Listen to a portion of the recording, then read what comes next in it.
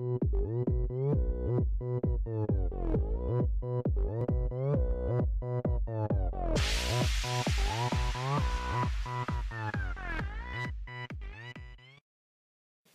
know you, Brutus. I am persistent only because I believe in the success of Rome.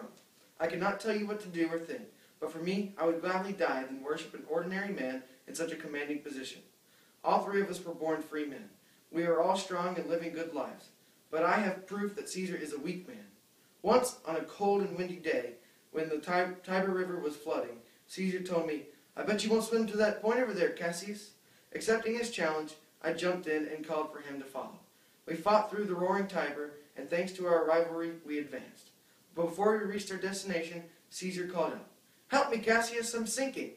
So I saved this weak king from the Tiber, and the weak man who almost drowned in the river is now considered a god? And I'm a creature who must bow down on his command? Another time in Spain, Caesar's fever made him shaky. It's true, this so-called god shook. His lips turned pale, his eyes lost their gleam. I even heard him whine using the same tongue that orders Romans to obey his commands and transcribe his speeches. He whimpered, "Give me some water, Titanus," like a little girl. It surprised me that this man could become so victorious and take all of the credit. Another cheer?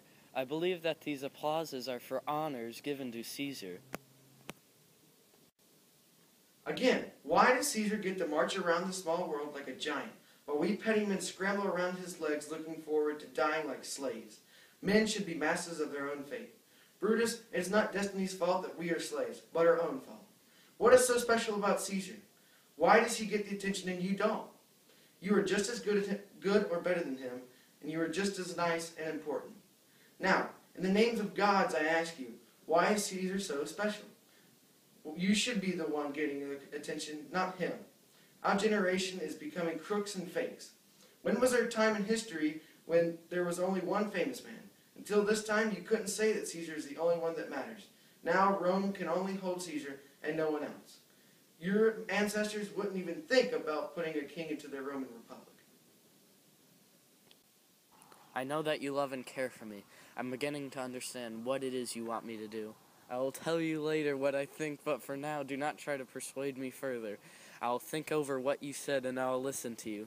Later, we will meet to discuss more about these weighty matters. Until then, Cassius, think about this. I would rather be poor than to be called a citizen of Rome in hard times we are currently in. Very good then, Brutus. I'm glad you're finally starting to see the light.